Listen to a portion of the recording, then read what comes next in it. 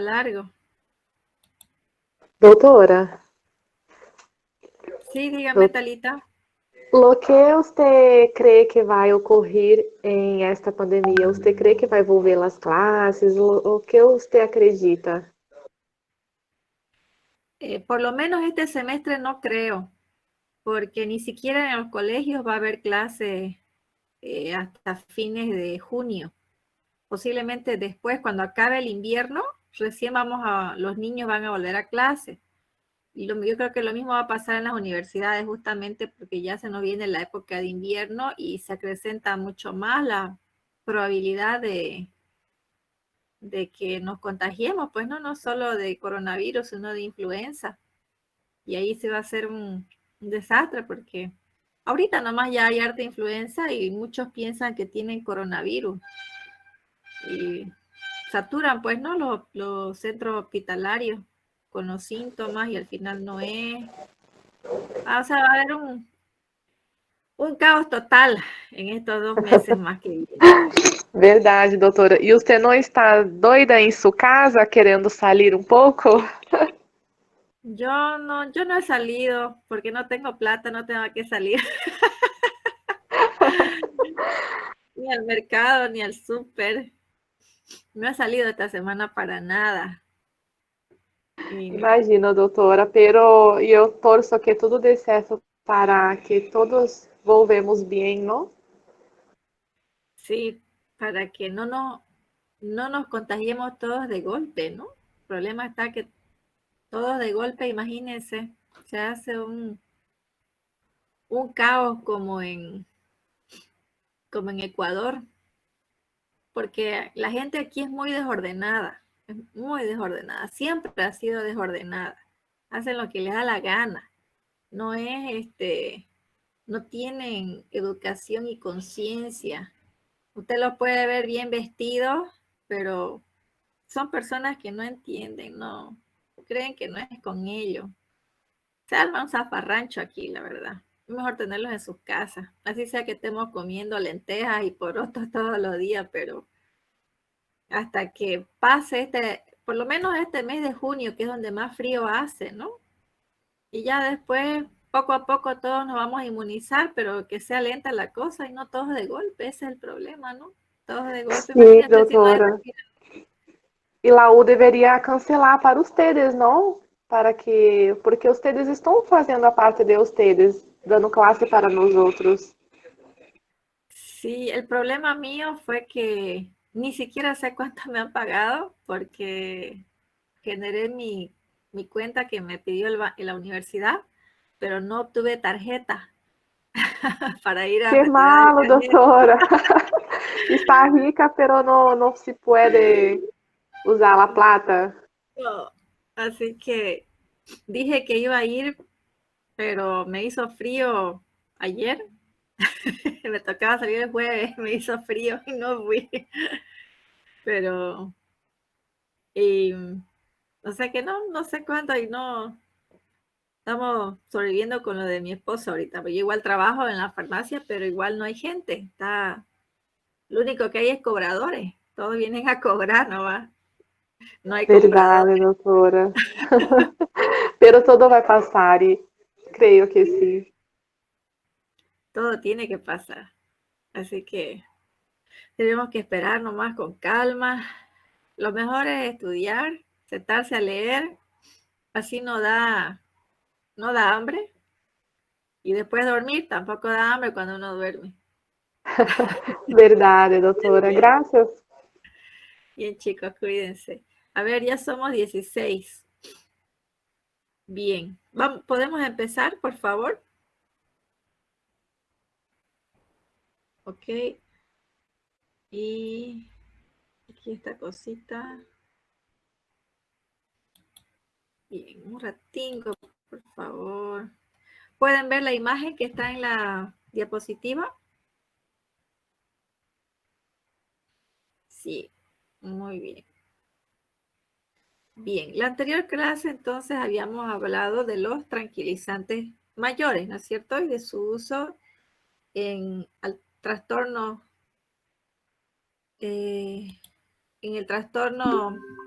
de algunas enfermedades a nivel del cerebro. Un momentito, por favor. Ahora sí. Ya.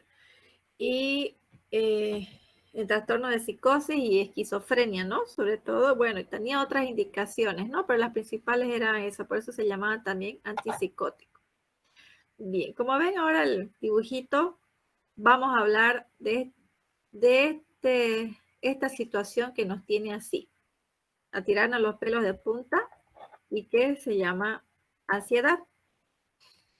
Entonces, ¿qué es la ansiedad? La ansiedad es una reacción normal ante situaciones de peligro o de amenaza. Es probablemente la emoción más fundamental. No solo es experimentada por todos los seres humanos, también se observan reacciones de ansiedad en todas las especies animales. ¿Cuáles son los síntomas? Que tenemos preocupación excesiva acerca de la salud, del dinero, la familia, el trabajo, la escuela, aunque no haya signos de problema. Y expectativas irracionales de los peores resultados en ciertas situaciones. Una incapacidad de relajarnos. Estamos irritables, tenemos insomnio, fatiga, dolores de cabeza, tensión muscular, dificultad para tragar y hasta una frecuente micción. ¿Vieron todos estos síntomas de solamente padecer la ansiedad? Entonces, con esto ya hemos reflejado de que lo que decíamos en la anterior clase, cómo los factores externos afectan a nuestros factores internos y se ven reflejados en nuestro comportamiento, ¿no? Pero ¿cuándo se torna ya preocupante esa ansiedad? Porque todos vamos a tener ansiedad en algún momento, ¿no? Todo nos puede provocar ansiedad. El, eh, el que vamos a tener un examen, el que van a ser nuestro hijo, o tal vez está llegando un familiar de viaje, o vamos a empezar un nuevo trabajo. O sea, todo nos genera ansiedad. Pero ante esas situaciones nosotros sabemos reaccionar y controlar nuestras emociones, ¿no es cierto? Pero ¿qué pasa cuando ya se torna preocupante esa ansiedad? ¿Cuándo es que ya se necesita dirigirse a un médico para que le den alguna prescripción o algún tratamiento específico?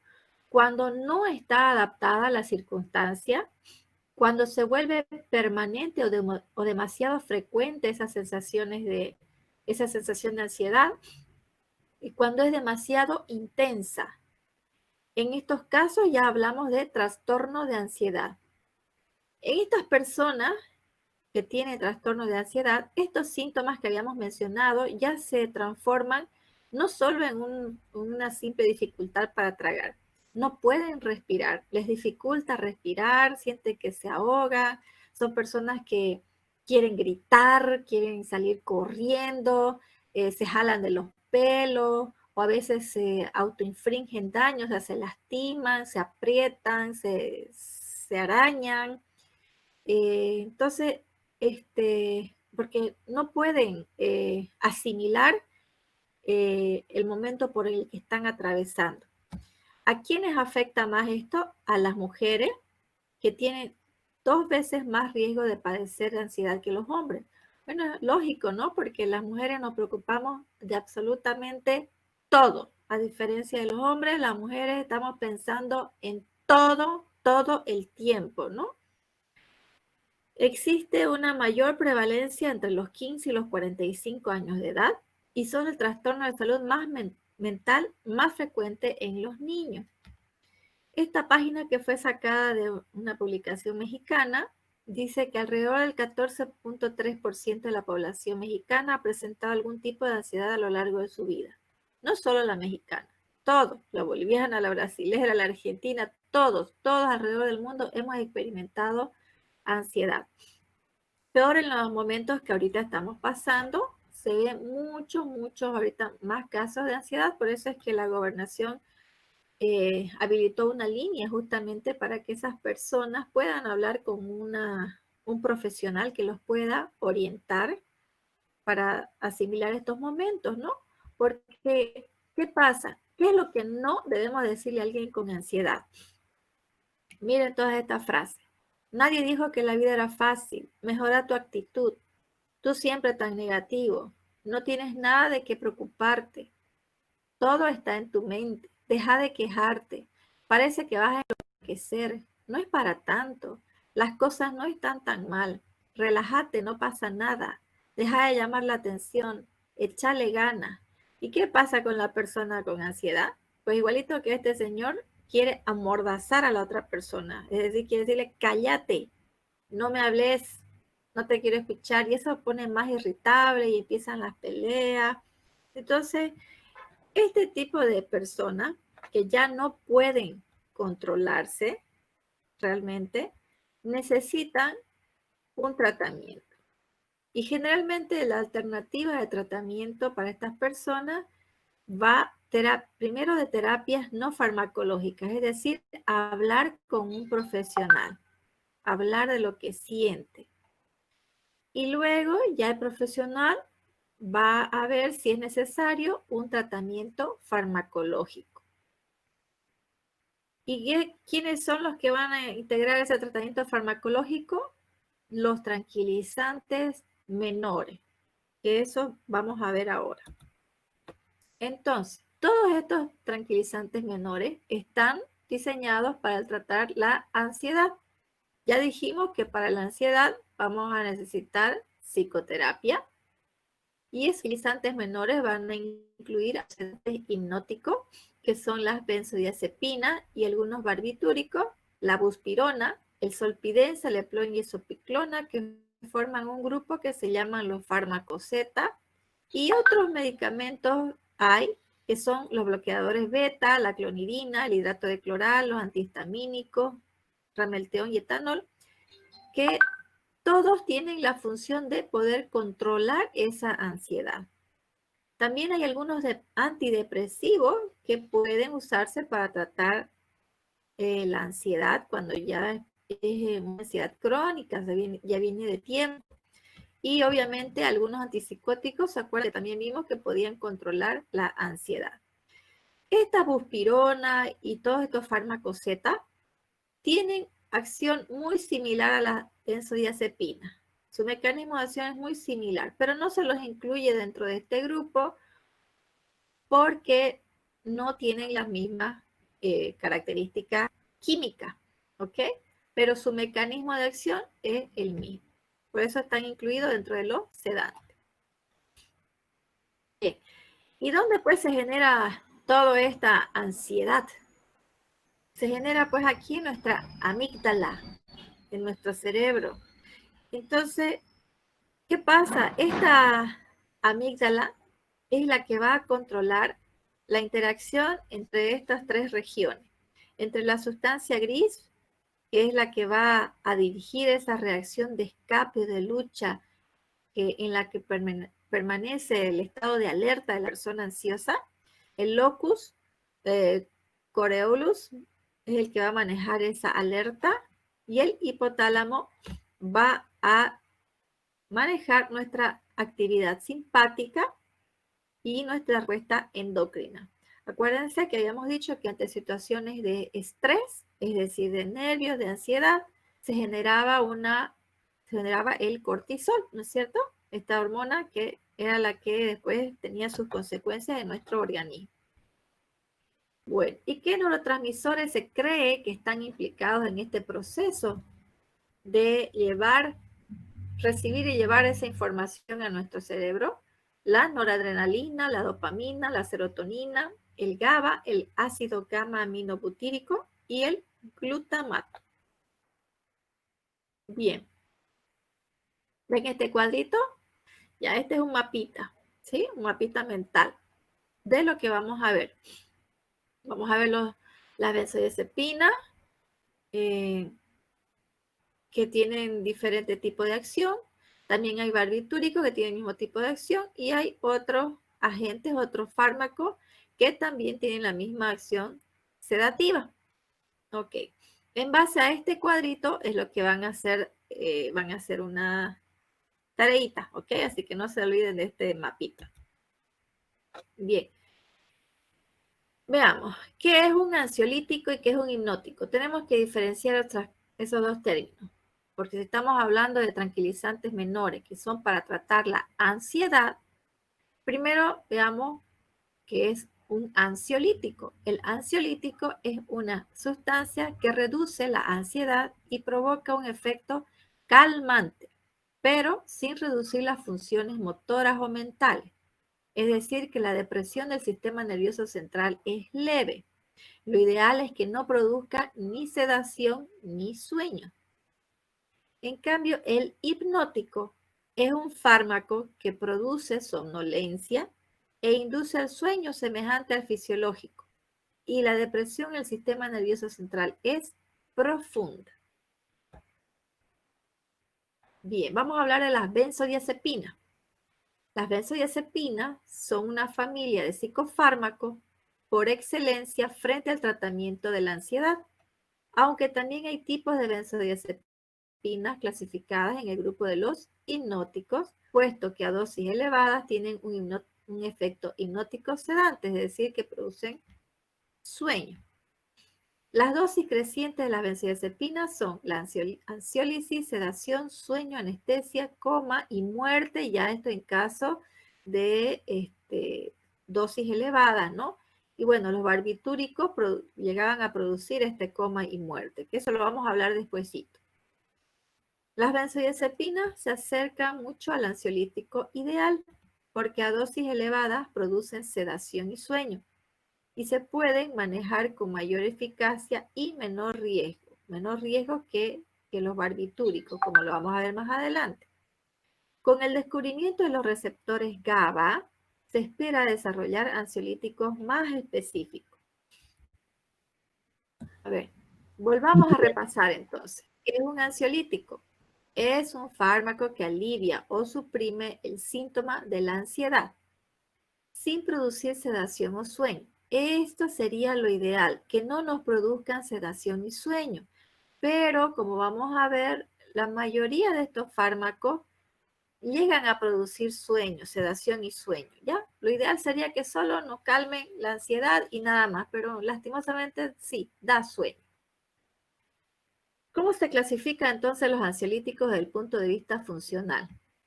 Se clasifican en los fármacos moduladores del receptor GABA, que son las benzodiazepinas, y otros ansiolíticos como la buspirona, que son agonistas parciales de los receptores 5-HT, es decir, los receptores de la serotonina. Otros fármacos, ya vimos que tienen acción antidepresiva, y otros como los antihistamínicos, los neurolépticos, bloqueantes beta-adrenérgicos y los anticonvulsivantes. Bien. Entonces, ¿cuáles son las acciones farmacológicas de esa benzodiazepina? Habíamos dicho ansiólisis, sedación, hipnosis y efecto anticonvulsivante y relajación. ¿Qué es esta ansiólisis? Este es el primer paso que el paciente siente una vez que se toma el ansiolítico, es decir, su estado de comodidad, de estar calmado. Esa es la ansiólisis, el primer paso. Y luego viene la sedación. Y hasta ahí sería lo ideal. Hasta ahí debería ser lo ideal que nuestro ansiolítico cumpla las funciones dicha propiamente de ansiolítico. Pero lastimosamente con las benzodiazepinas viene también la hipnosis, es decir, el sueño profundo. Y por eso también tiene sus efectos anticonvulsivantes, porque ya vamos a ver después anticonvulsivantes, hay una liberación desordenada de descargas neuronales. Entonces, ¿qué hacen los benzodiazepinas? Tranquilizan, relajan. Por eso es que también tienen una miorelajación a nivel central. ¿Cómo se clasifican esas benzodiazepinas? Se clasifican según el tiempo de eliminación, que esto va a venir dado según la vida media del fármaco. Por eso hay los de vida media corta, los de vida media intermedia y los de vida media larga. Obviamente que también va a haber los que tengan alta potencia y baja potencia. Y esto todo va a depender de qué? Del inicio y la duración de la acción, es decir, de la liposolubilidad del fármaco y de su absorción. Bien, Veamos según el tiempo medio de eliminación. Dijimos a los de acción corta, acción intermedia y acción larga. Los de acción corta son los que van a tener una vida media menor a 5 horas. ¿Y quiénes son? Midazolam y Triazolam. Los de acción intermedia son los que tienen una vida media de 6 a 12 horas. ¿Y quiénes son? Los más representativos, alprazolam y lorazepam. Bromazepam, flunitrazepam, ketazolam. Son los más conocidos. Luego están el lormetazepam, nitrazepam y oxazepam. Y los de vida media larga, que son los que tienen una vida media de más de 12 horas, son el clobazam, clorazepato, clordiazepóxido, nordiazepam, flurazepam, medazepam y diazepam y clonazepam. Estos dos son los más utilizados de este grupo. Bien, repasemos un poquito qué es lo que hace este GABA de dónde aparece este GABA en nuestras neuronas. El GABA se sintetiza a partir del glutamato y una vez que se sintetiza se almacena en las vesículas presinápticas. ¿Se acuerdan? Igual que la noradrenalina. Bueno, igualito. Se almacena ahí y una vez que esta neurona es excitada, se abren los canales de calcio, ¿se acuerdan? Y se liberan estas vesículas por exocitosis, se abren y liberan al neurotransmisor, que en este caso es nuestro GABA, el ácido gamma-aminobutírico, para que transmita la información a la neurona postsináptica.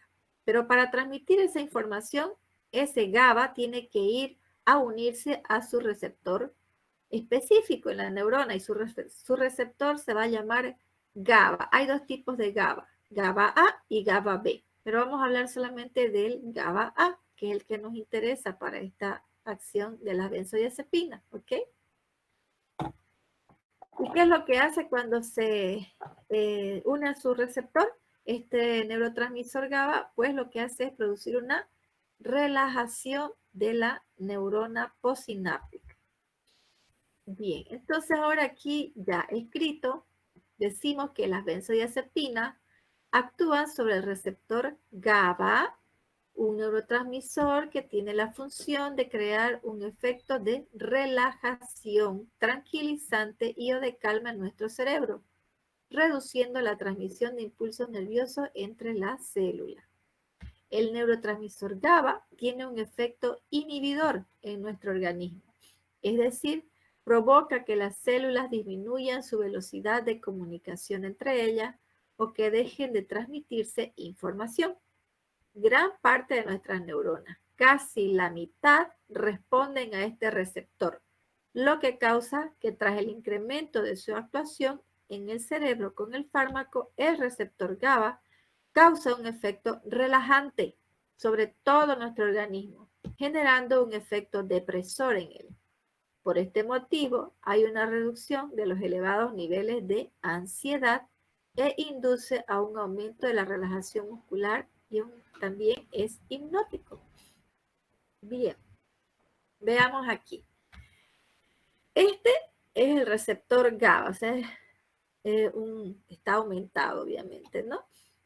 Y lo que van a hacer las benzodiazepinas es venir a posarse en este receptor. O sea, aparte de que viene el ácido gamma-aminobutírico y se une a su receptor GABA, también las benzodiazepinas van a venir a unirse a este receptor GABA para inhibir la acción de la neurona.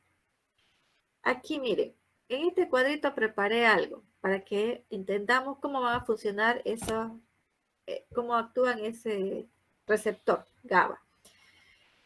Vamos a recordar de que nuestra neurona cuando está polarizada, es decir, cuando está en reposo, está polarizada y tiene dentro una carga negativa. Pero cuando hay una corriente de cationes, es decir, empiezan a liberarse cargas positivas de la otra neurona y empiezan a ingresar a nuestra neurona entran las positivas, obviamente tienen que salir las negativas para que haya un equilibrio, ¿no es cierto?, entre ambos, entre la neurona, entre el espacio interno de la neurona y el espacio extracelular.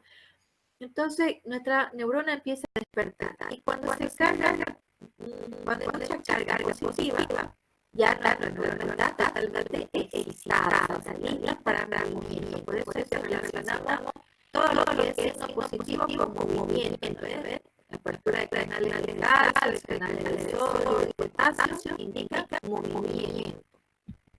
Entonces, una vez que ocurre esa acción, viene otra vez la etapa de la repolarización, es decir, esas cargas negativas salen de la neurona y obviamente ingresan las cargas negativas y en esa etapa de repolarización viene otra vez la etapa de reposo. Entonces, bien, veamos aquí, si está en nuestra neurona postsináptica, ya tenemos a nuestro receptor GABA, tenemos aquí ese GABA, ese neuroquímico que se olvida la neurona presináptica, viene y se une a su receptor GABA AA. ¿Qué pasa cuando se usa el receptor? Pues esto hace que se aperture el canal de cloro, ingresa el cloro con carga negativa y nuestra neurona entra en reposo. ¿Ok? Y ahí sí, lo que hay ahí es una imagen aumentada y dibujadita como para que entendamos. Este receptor GABA está formado por sus unidades alfa, beta y gamma. Es decir, que este receptor GABA puede venir a unirse otros neurotransmisores que tengan afinidad con estos receptores, no solamente el GABA. Pero, y cuando se une el GABA al receptor, el canal se abre y libera ese cloro que ingresa, permite que ingrese ese cloro a nuestra neurona. Ahora, ¿cómo van las angiotensina? Según los investigadores, han encontrado que entre el receptor gamma y alfa hay unos espacios que son donde están vinculados unos receptores específicos para las benzodiazepinas. Y se llaman justamente así receptores de benzodiazepínico 1, receptores de benzodiazepínico 2. También existe el 3, pero no se habla mucho porque no lo conocen bien. Pero vamos a conocer sobre el 1 y el 2 ahora. También los llaman receptores omega, recepción de las bibliografías que dice receptor omega, pero se escribe como receptores benzodiazepínicos. Bien, entonces, ¿qué tenemos? Cuando el GABA en condiciones normales, es decir, todos los momentos de nuestro día, para entrar en el reposo, tiene que capturarse esos canales de cloro para ingresar cloro y tenemos nuestra neurona entra en reposo después de un momento de ansiedad, ¿ya?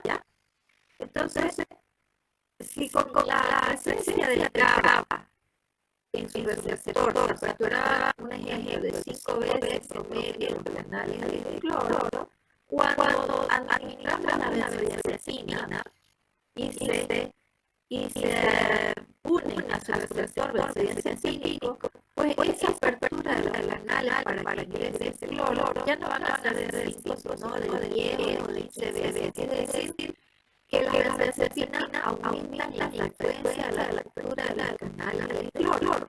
¿Y qué vamos a tener con ese resultado? Pues vamos a tener una mayor relajación o entrar en reposo de esa neurona postsináptica. Se tranquiliza más y de ahí viene pues el efecto de hipnótico, ¿no? Por eso se llama hipnótico sedante. Y aquí ya está encargadito, eso se le acabo de mencionar. Entonces, las benzodiazepinas se unen a los receptores específicos, benzodiazepina 1 o benzodiazepina 2, que están dentro del receptor del GABA.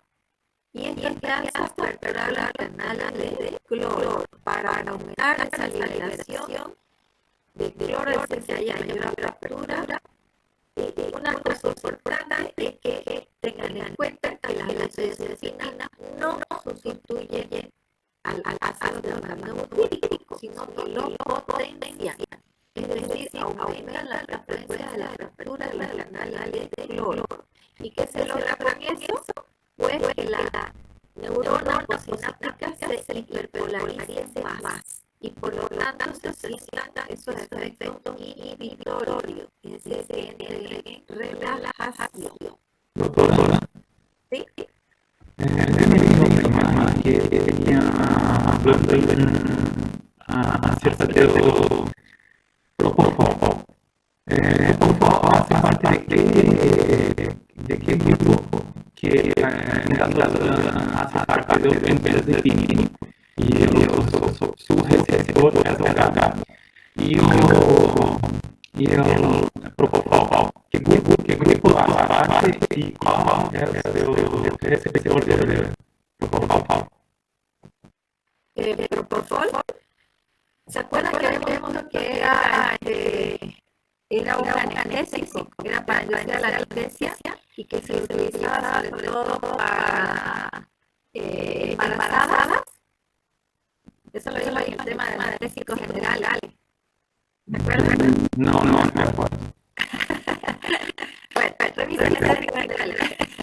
Sí, este es un anestésico.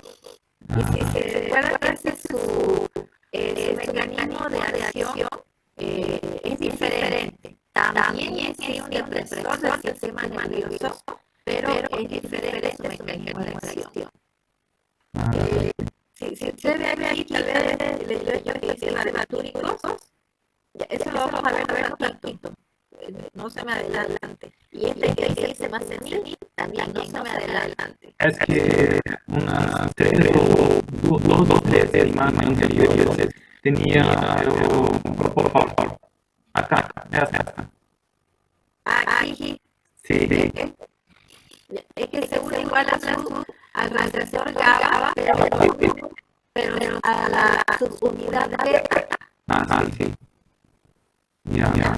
Y a la planeta que tiene un receptor, pero es la subunidad beta.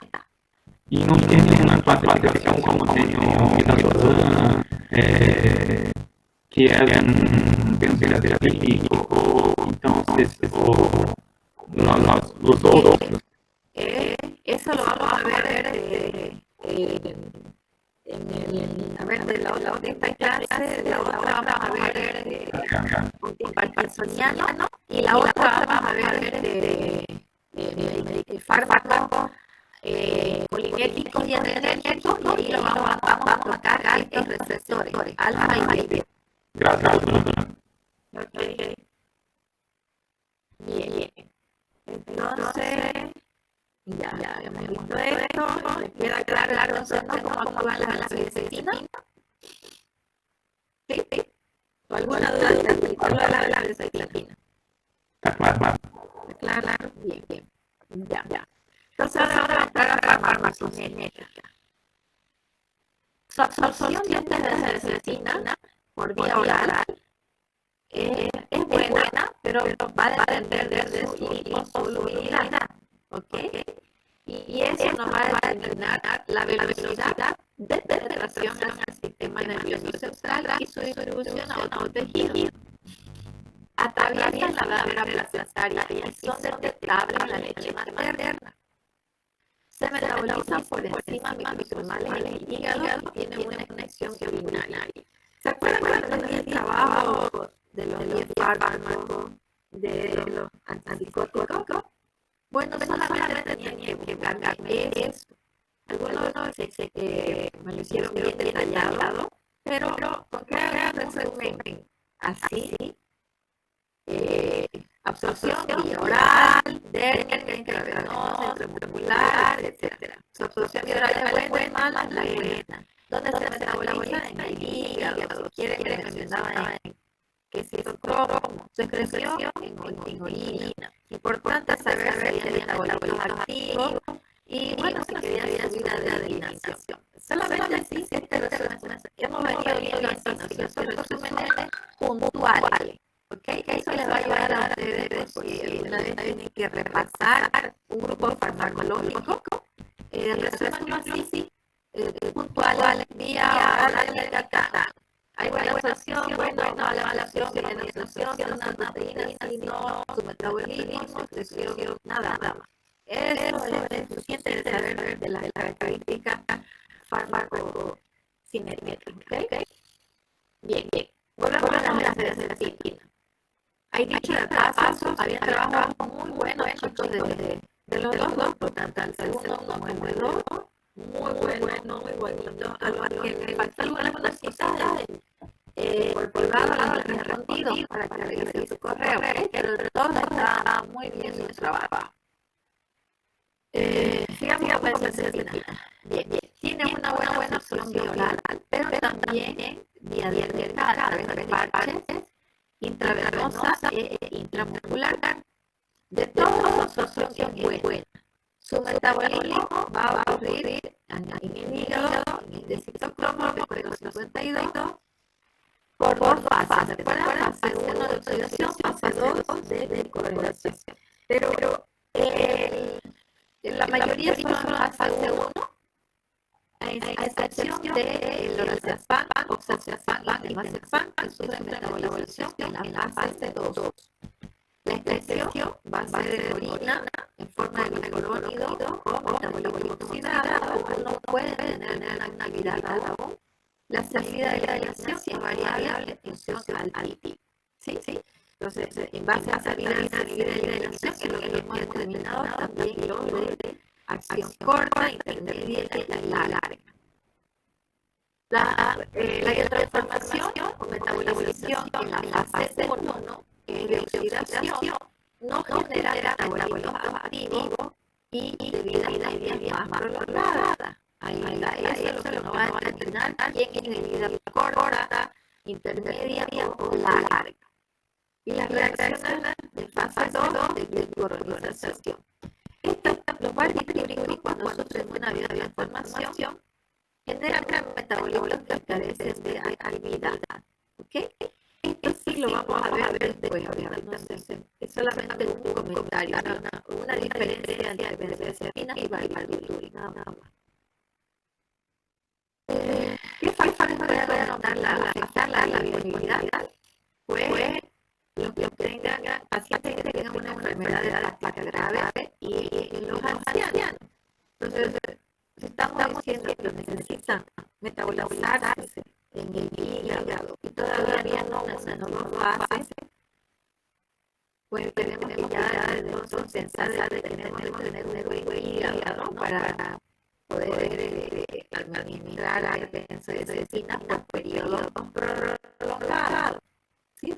Cuando se administra por periodos cortos, no va a haber tantas reacciones tantas que hasta la viabilidad. Entonces, si un paciente tiene que recibir por tratamiento prolongado, hay que ver cómo está su hígado y obviamente hay que supervisar mucho a los ancianos, a las personas de la tercera edad. Obviamente, ¿por qué? Porque necesitamos una inducción enzimática en el hígado, ¿sí? Y lo mismo aplica para los barbitúricos que vamos a ver ahorita.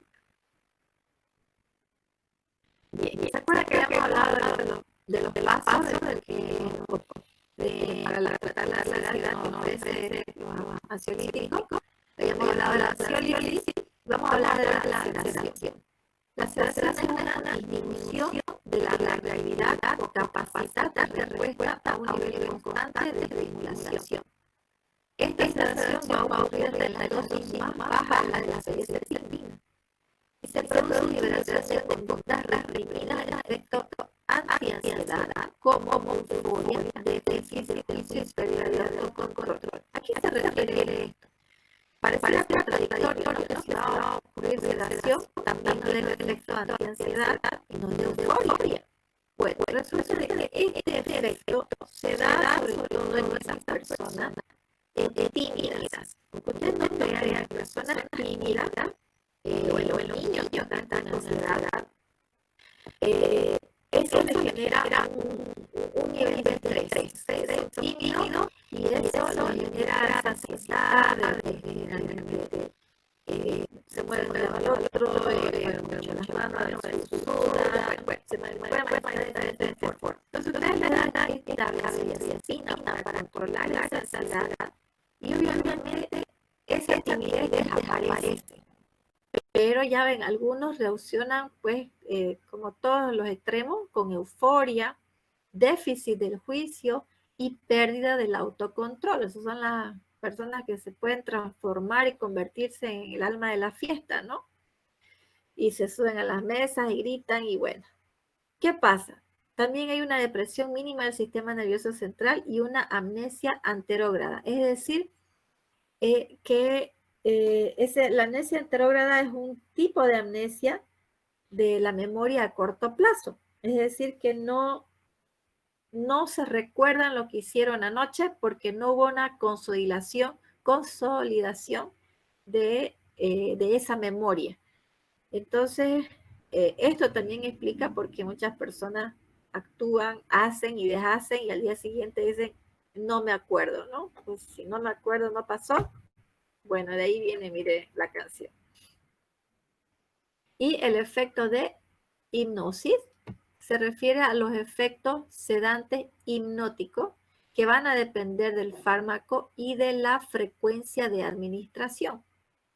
Es decir, que disminuye mucho la inducción al sueño, es decir, la latencia del sueño, y aumenta la duración de la fase 2 del sueño. Esto que estamos mencionando ahorita lo van a entender mejor cuando veamos dentro de un ratito, hoy mismo, insomnio y las fases que tiene nuestro sueño. ¿Ok? Entonces, como vamos a estudiar eso y ustedes ya hacen una retroalimentación, vuelven a leer y se van a dar cuenta de que está muy relacionado que disminuye la duración del sueño humor. Se dice que esto es de la segunda fase, pero eso también nos puede llevar a un rebote del sueño. También lo vamos a entender ahorita que veamos insomnio. Disminuye la duración de la fase 4 del sueño NMOR, es decir, la fase NMOR es de los no movimientos oculares rápidos y la fase MOR es de los movimientos oculares rápidos, ¿ok? Entonces lo importante es que el efecto de hipnótico disminuye estas dos fases. El uso por más de 2 semanas puede ocasionar tolerancia en los efectos del sueño. Muy importante esto con estas benzodiazepinas. Y para anestesia, ¿se acuerdan cuando vimos anestésicos? Que habíamos mencionado que habían benzodiazepinas que se usaban con este fin. Bueno, altas dosis de sedantes hipnóticos deprimen el sistema nervioso central hasta la etapa 3 o anestesia general. ¿Quiénes son esos? Diazepam y midazolam, que se usan vía endovenosa en la anestesia. Las benzodiazepinas, al ser usados como coadyuvantes de anestésicos generales, empeoran la depresión respiratoria en forma persistente. ¿Se acuerdan que habíamos visto cuáles eran los efectos secundarios muy importantes que había que tener en cuenta con el uso de los anestésicos? Era ¿se acuerdan? La depresión respiratoria, ¿sí?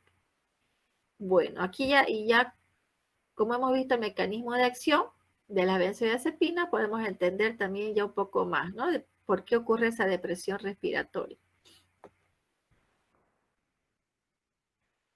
Otros efectos, dijimos que tenía efectos anticonvulsivantes, ¿sí? Sin depresión notable del sistema nervioso central. Vamos a ver también anticonvulsivantes detalladamente y lo vamos a volver a mencionar a las benzodiazepinas ahí. Pero no olvidemos que tienen su efecto anticonvulsivante porque producen ¿qué? Una relajación en la neurona, ¿sí? Sus efectos relajantes musculares esqueléticos, ya dijimos, porque tiene una profunda depresión central. Puede producir depresión respiratoria y cardiovascular en pacientes con enfermedades pulmonares, cardíacas, puede producir hipovolemia, incluso en dosis terapéutica y especialmente cuando se administran por vía endovenosa. y la depresión se va a producir en nuestros centros medulares. Bien, dentro de los efectos adversos, están muy relacionados según la dosis de los mismos efectos farmacológicos que buscamos, ¿no es cierto?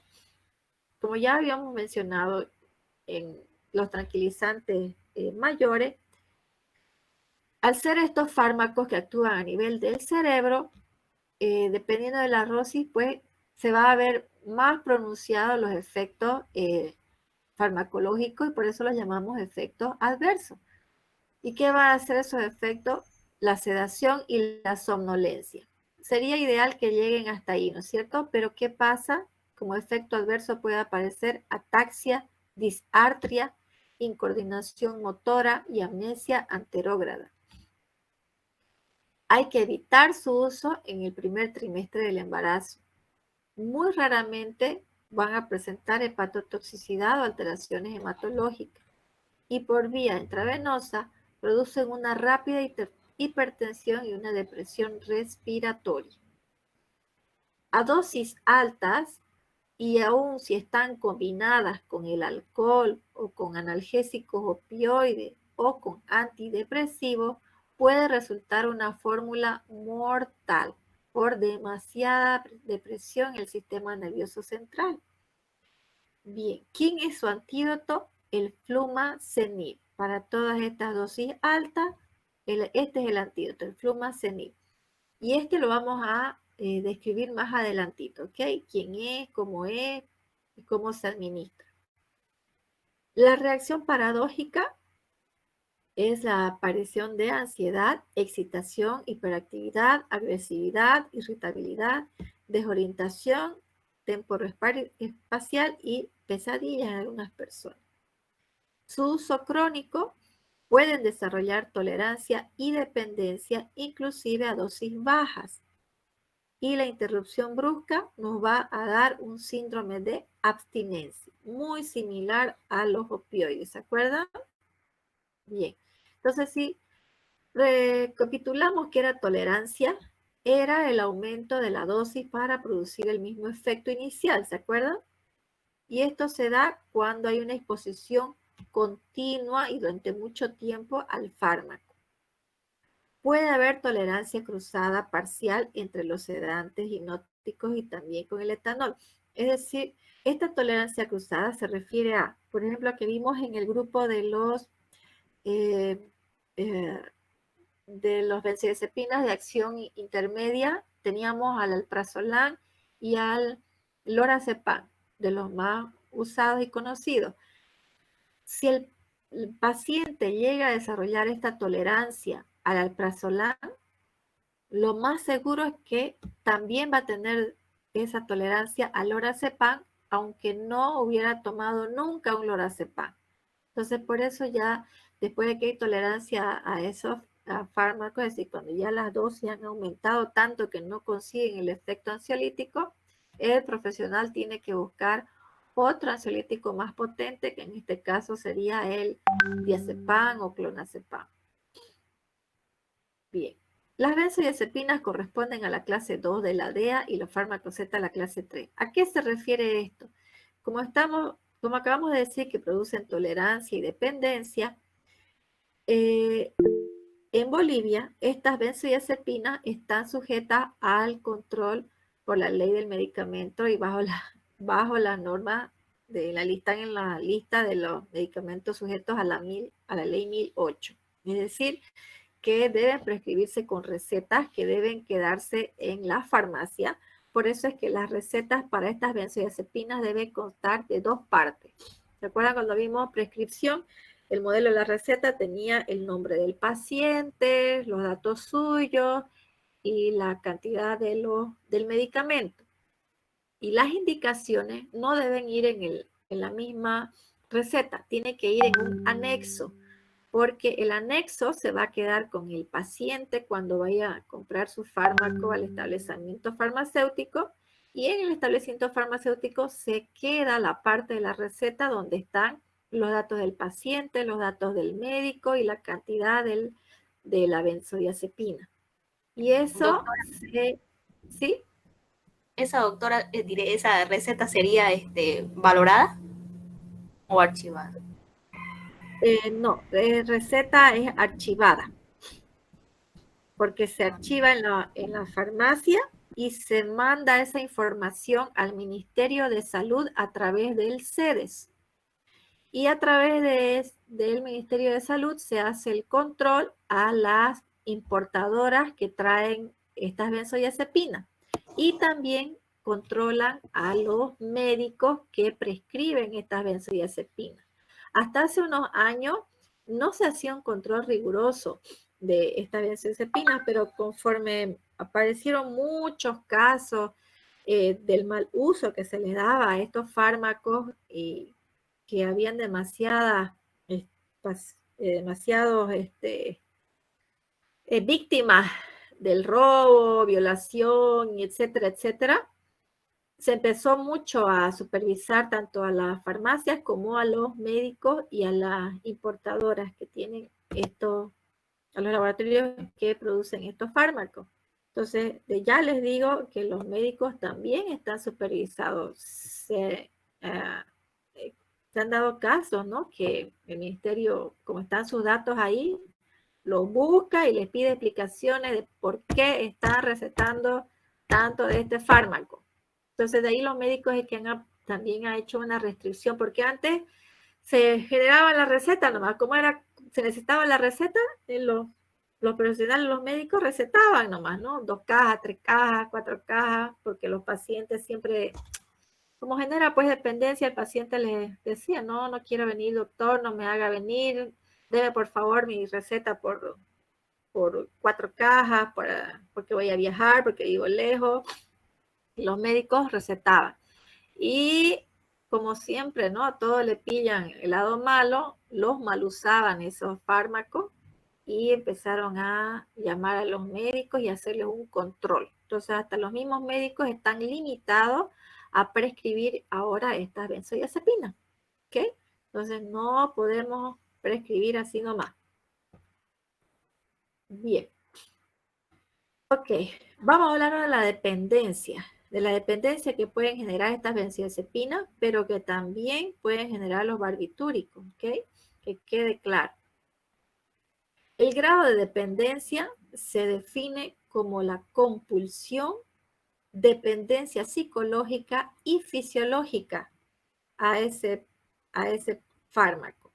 La dependencia psicológica, bueno, pues ¿qué nos va a dar? Va a modificar nuestra conducta, ¿no?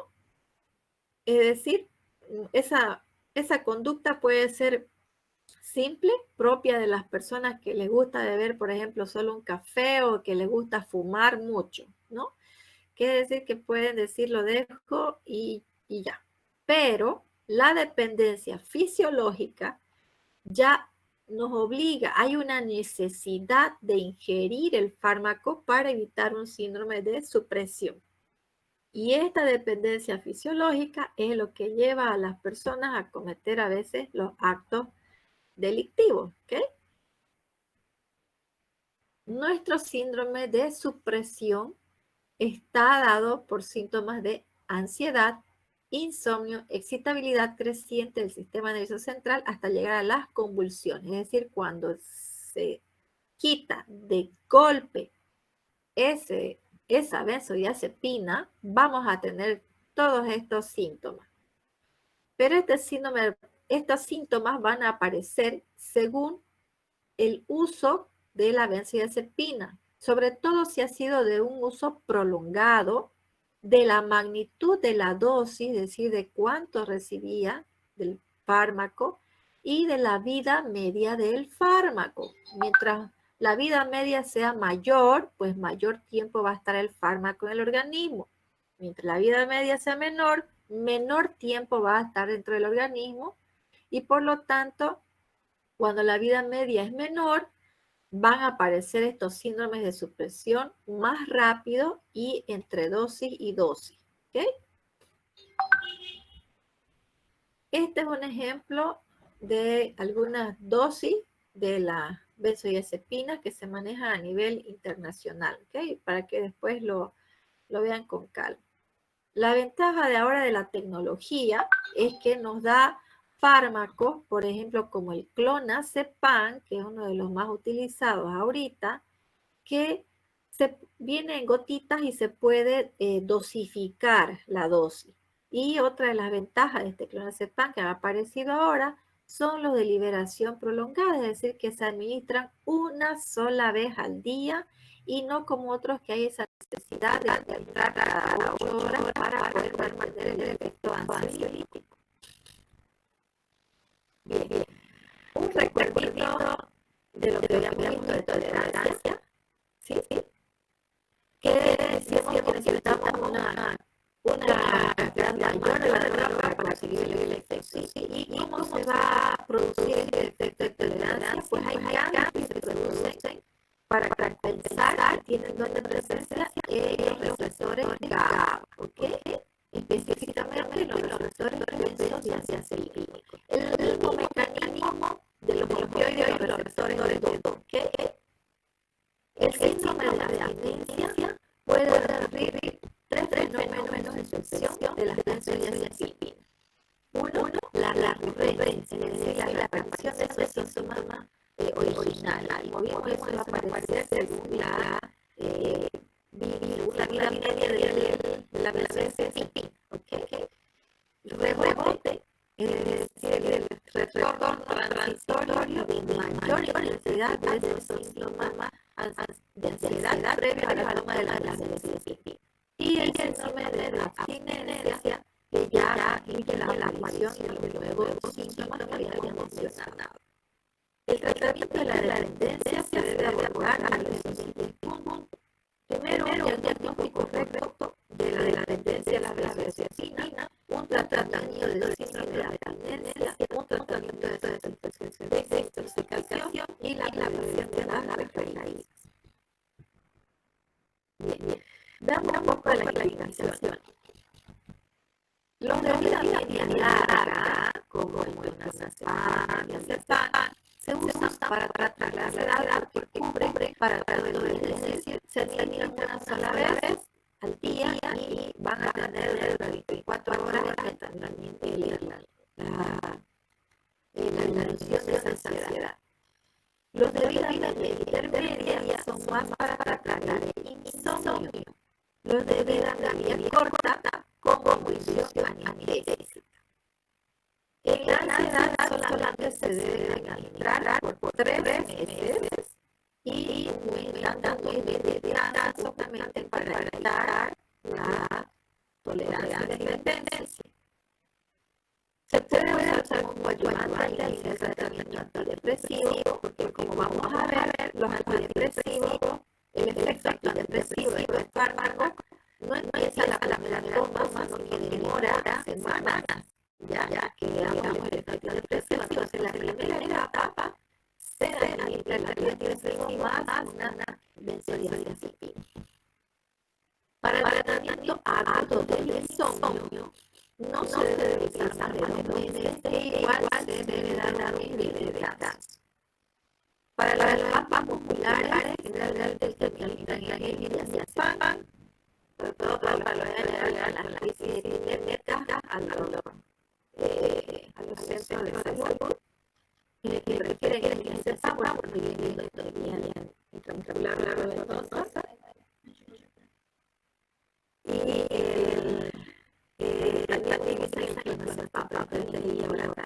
Y para el síndrome de abstinencia utilizan el diazepam. Para la crisis secundaria con los psicóticos se puede crear la crisis, utilizan el clonazepam y el lorazepam. Y para el trastorno bipolar el clonazepam.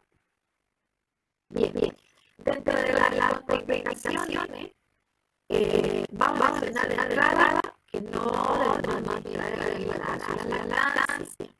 Tenemos que tener mucho cuidado los que tienen enfermedades hepáticas, digamos, ¿no? No se administran las que sufren de apnea del sueño, porque vamos a ver que la apnea del sueño, más que un trastorno del sueño, es un trastorno de la respiración, donde no les vaya a parar la necesidad de las personas. y obviamente los que tienen la miastenia grave. ¿Qué es la miastenia grave? Era un debilitamiento de los músculos voluntarios, ¿cierto? Entonces, personas que no les afecta ni el reflejo, las pilas, no le vamos a dar pues buena vitamina que va a deprimir el sistema nervioso central, ¿cierto? Imagínense, levantar todo, bueno. Entonces, estas son las principales clasificaciones de la benzodiazepina. Bien. Ahora vamos a hablar de los agonistas de la benzodiazepina, que es el flumazil. Perdón, está bien. Les pido un favor cuando a la medida que se entusiasmo y no veo la hora y sigo hablando. Me hacen acuerdo, por favor, ya. Por favor, alguien que me diga stop, profe, ya son las 9:10.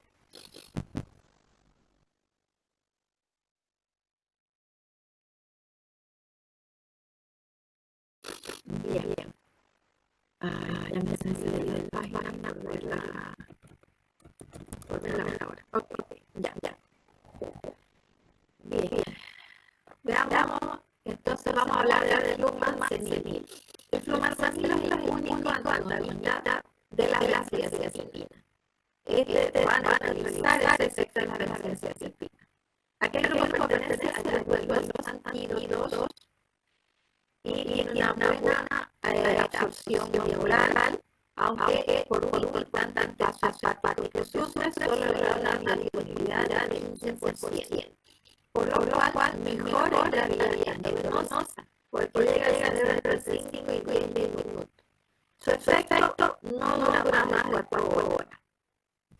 Este antagonista es competitivo por los receptores de la benzodiazepina y el valmalmaceta. No antagoniza los efectos de otros sedantes, como el etanol, el opioide, la anestesia general. No, solamente para la benzodiazepina. ¿Dónde se va a formar? ¿Se acuerdan que en los receptores de GABA había los receptores de benzodiazepínicos? Bueno, en el mismo espacio, los investigadores dicen que hay otros receptores para el flumazepina. En ese mismo espacio entre la velocidad alfa y la velocidad gamma. Este flumazepina está aprobado para su uso endovenoso en la prevención de los efectos sedantes por sobredosis o en dosis anestesia de la benzodiazepina. Ahora, este flumazepina es poco predecible en los efectos de presión por los efectos de presión respiratoria. Por eso es que se debe administrar solamente dentro de un establecimiento hospitalario. Tiene que monitorear al paciente. Ahorita vamos a ver por qué. Para la vida diaria importante, la sedación puede reaparecer con el uso de flumazepina.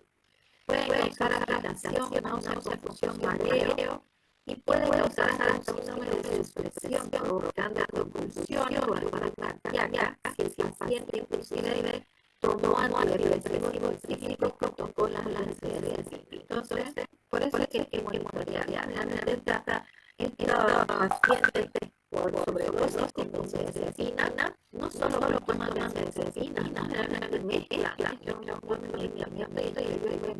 depresivo. Entonces hay que tener mucho cuidado, por eso debe ser monitoreado. Y ahí hay esta es lo recomendado dosis para usar frente a sobredosis de benzodiazepina. Se administra 0.2 viento venosa en la lapso de 60 segundos y si se espera. Si el paciente no responde luego de 30 segundos, se vuelve a dar una dosis un poquito mayor de 0.3 miligramos en el lapso de 30 segundos y 0.1 minutos más. Si no responde, se vuelve a dar 0.5 gramos durante 30 segundos y se espera, pero no se puede administrar más de 3 miligramos en el lapso de una hora. Para la reversión de la sedación por anestesia, cuando se usan conductores anestésicos y el paciente no reacciona, se pueden mirar igual 0,2 ingeniería de minuto, igual a la clase del 30 segundos, y si no responde después de 45 segundos, se vuelve a aplicar la misma dosis de la clase de minuto y se espera y se vuelve a repetir así cada minuto hasta un máximo de 4 dosis que haga 1 miligramo, ¿ok? Para que la capacidad de reacción bien. Vamos a hablar de otros ansiolíticos que no son benzodiazepinas, pero son ansiolíticos. Vamos a hablar de la buspirona, luego de la eliminación antidepresiva, la ansiolítica y los otros son los antihistamínicos. Vamos a ver. Estos fármacos van a actuar sobre un sistema que no tiene que ver con el receptor GABA. Entonces se cree que por eso puede tener menos propensión a causar sedación y somnolencia, menos depresión en el sistema nervioso central cuando se junto con otros fármacos depresores, menos dependencia psicológica y fisiológica que con su repetitivo. Pareciera un fármaco ideal, ¿no? Esta es la buspirona. ¿Y qué hace esto? Es una agonista parcial de los receptores de 5-HT y de los receptores de la serotonina. Y también tiene cierta afinidad por los receptores de la dopamina. Solo produce efecto ansiolítico. Eso es ideal, solo produce efecto ansiolítico. Pero tarda una semana en actuar y no hay ansiedad de rebote. Es mal. Fíjense, tarda una semana en actuar. Entonces, no sirve, por ejemplo, para tratar un trastorno, una crisis de ansiedad. Porque la que da una determinación siempre estamos que se tranquilice ya.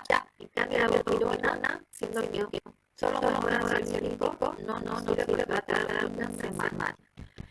Los efectos secundarios son menores a la benzodiazepina. Mareo, náuseas, cefalea, no causa sedación y pérdida de cognición y no es eficaz en el trastorno del pánico. Entonces ya no para la crisis de ansiedad, pero sí para aquellas personas que necesiten tomar durante tiempo prolongado, sobre todo para la tercera edad, ¿no? No potencia la relación de manera central, los antihistamínicos como el etanol, los antidepresivos y los psíquicos, y es bien tolerado por los países ancianos. Junto con la rifampicina, disminuye la vida de la pirona, y el eritocina y el hidroconazol aumentan los niveles séricos de la pirona. La rifampicina es una tuberculosis, la eritocina es una bacteriana y el hidroconazol es un antimicótico. Este cuadrito lo encontré por ahí, porque lo dice aquí, la buspirona va a ofrecer mayor y menor interferencia en las funciones motoras, lo cual ese es el beneficio particular por el cual es preferido usar a las personas mayores.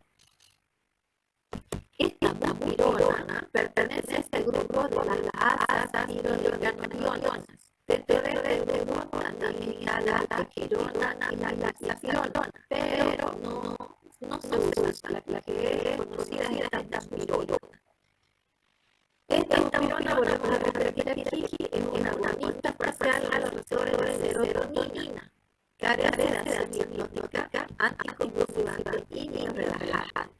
No interacciona con el alcohol y los depresores, no produce dependencia, una menor incidencia de los efectos adversos, tiene una eficacia ansiolítica muy similar a la benzodiazepina, pero tarda hasta 2 semanas en lograr ese efecto ansiolítico. Bueno, hasta ahí llega la buspirona. Vamos a ver los fármacos con acción antidepresiva. Lo vamos a ver en detalle más adelantito, pero ¿cuáles son esos que nos pueden tener una acción ansiolítica? Dentro del grupo de los antidepresivos tricíclicos, alendronina y norepinefrina. Hay otro grupo que se llama los ISRS, inhibidores selectivos de la recaptación de serotonina, quienes son sertralina, fluoxetina, paroxetina y escitalopram. Y hay un grupo que son inhibidores selectivos de la recaptación de serotonina y noradrenalina, y esa es la venlafaxina. Entonces, estos son los que usados con una acción ansiolítica del grupo de los antidepresivos. Pero hay que tener en cuenta al administrar estos antidepresivos que hay que comenzar el tratamiento con dosis bajas y después de 12 semanas del uso de un antidepresivo se puede pensar en cambiar por otro antidepresivo. Como ya hemos mencionado, hay un retraso en el comienzo de los efectos. Hay que considerar iniciar junto con el alprazolam o el clonazepam. Hay que valorar el riesgo de suicidio y potencial tóxico de estos antidepresivos. Sobre todo esto hay que revisar cómo está el paciente antes de administrar la venlafaxina. Esta venlafaxina, ¿por qué se menciona esto? Porque hace muchos años hubo, en un lapso de tiempo no muy corto, muchos jóvenes, adolescentes en Estados Unidos que se suicidaban y eran adolescentes que estaban recibiendo tratamiento con esta venlafaxina, pero ni en el prospecto ni los médicos habían recalcado a los papás que no debían cortar la administración de golpe de esta venlafaxina, sino que tenía que ser un retiro lento y modificando las dosis. Sin embargo, los jóvenes dejaban de tomar así de un día para el otro y venían unas depresiones tan profundas con pensamientos suicidas. Entonces, a raíz de eso, se modificó no solo el prospecto, sino también se supervisó de que los médicos tenían la obligación de decir al paciente que está recibiendo esta venlafaxina que no puede suprimir su toma de golpe. Ok, no está claro el tratamiento de que se debe usar un antidepresivo, pero por lo menos es de 1 año. O sea que no es para usarlo una semana, un mes y dejarlo, ¿no? Si vamos a tratar pacientes con trastornos de ansiedad, pues mínimo es 1 año. No hay tolerancia cuando se usan tratamientos prolongados, pero no se deben retirar bruscamente. ¿Cuáles son los síntomas más, los efectos adversos que pueden presentar estos fármacos? Vértigo, náuseas, mareos, vómitos, diarrea, parestesia, ansiedad, agitación, irritabilidad, insomnio, que pueden desaparecer después de 1 semana. Para el trastorno de la ansiedad generalizada se prefiere dentro del grupo de los ISRS a la sertralina, escitalopram, fluoxetina, paroxetina y a la venlafaxina. Para trastornos de pánico es igual los ISRS, pero hay que ir modificando la dosis y una vez que se alcanza la dosis óptima, se debe seguir el tratamiento por mínimo 6 meses. De los antidepresivos tricíclicos se prefiere la imipramina, que es igual de efectiva que los ISRS, pero es como una segunda opción. Primero siempre prefieren usar estos de aquí, sertralina, escitalopram, etc. Para el trastorno de la ansiedad social, también el escitalopram. Bien, vamos a ver de los antiepilépticos. De los antiepilépticos, de todos los antiepilépticos, la pregabalina es la nueva alternativa que se prefiere usar para tratamientos de la ansiedad. Reduce la ansiedad, mejora las alteraciones del sueño y tiene en los pacientes una mejor percepción de la vida. Hay otros antiepilépticos como el ácido valproico, carbamazepina, gabapentina y la motrigina, que hasta ahora no hay estudios sustentados de que tengan algún efecto para la ansiedad. Bien, dentro de los otros fármacos que tenían efecto... Falta 10 minutos, doctora. ¿Perdón? Habló que... ya. Esta última y aquí lo dejamos. Ya. Entonces tenemos a los antihistamínicos, que es la hidroxicina, que tiene una buena acción sedante y se usa sobre todo en pacientes proclives a la adicción alcohólica. Obviamente vieron que si tiene ansiedad no le vamos a poder dar una benzodiazepina, ¿sí? Una buspirona va a tardar demasiado tiempo en hacer efecto. Entonces una alternativa rápida es esta, la hidroxicina. También podemos usar a los neurolépticos, a los ¿se acuerdan? Los ASG, antipsicóticos de segunda generación, la quetiapina, risperidona o lanzapina, ¿ok? Solo para tratar esa ansiedad en los pacientes esquizofrénicos y los de estrés traumático. Dentro de esto, por ejemplo, esta quetiapina, yo conozco personas que están bajo tratamiento ya de psiquiatras y no es que estén esquizofrénicos, ¿ok? Sino que han sufrido ya desde hace mucho tiempo atrás, años, vienen pasando por estas crisis de ansiedad, por el mismo hecho de sus trabajos. Por ejemplo, la persona que conozco es una persona que está a cargo de una gran empresa y bueno, pues no tiene que responder con números a su jefe y eso lo lleva a tener mucha ansiedad. Entonces empezó primero su tratamiento con las benzodiazepinas suaves.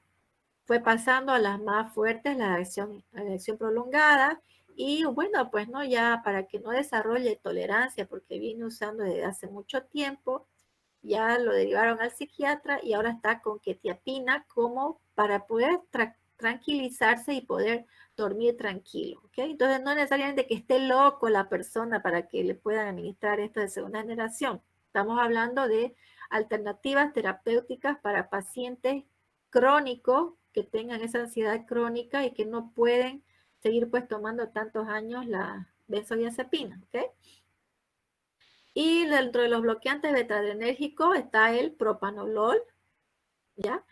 Y dentro de las alternativas naturales se conoce la camomila y la ginkgo biloba. Estos generalmente se administran, se prescriben a las personas de la tercera edad, ¿ok? Junto con su benzodiazepina les dan esta ginkgo biloba porque mejora la circulación periférica en el cerebro y por lo tanto pueden descansar mejor. Bueno, si tienen alguna duda, por favor, la escriben y me la hacen en la siguiente clase, o tienen alguna duda urgente que quieran preguntarme ahorita. ¿Sí? ¿No? Doutora, ¿Algo? eu me equivoquei com a fecha de entrega do trabalho, então enviei ahorita o trabalho de... Ok, ¿Ya? muy Disculpe, bien. es Muy que bien, lo voy a me ver. equivoquei com... Estava escrito sábado, dia 7 de maio, então eu só me quedei em sábado, pero Ah, estou bueno, aqui muy no bien. dia 7. Ok, lo voy a mirar después de que acabe la clase, ¿muy bien? Ya, Todavía gracias, no me... doctora, perdón. Ya. No se olviden de marcar su asistencia, por favor. ¿Saben qué es marcar, no ve? Ya no les voy a tomar asistencia. Bien. ¿Alguna duda? ¿Hasta aquí? ¿Pregunta? Doctora, todos entregamos ¿Sí? el trabajo, ya lo pudo revisar. ¿Sí? Ah, Ya lo revisé. Y por eso le digo, su trabajo es tan bonito. Me gustaron mucho. Y, a ver, hay varios bonitos. Hay uno que hizo, por ejemplo, de este grupo del C1, Giselma. No me da el tiempo para mostrárselo, pero todos están bien. Solamente dos personas nomás les mandé una notita interna lo que tenían que modificar, pero después todos están bien. ¿Ok? Bien. ¿Nada más? ¿Alguna pregunta? No. No, nada. ¿Entendieron todo? No entendieron nada. Una de dos.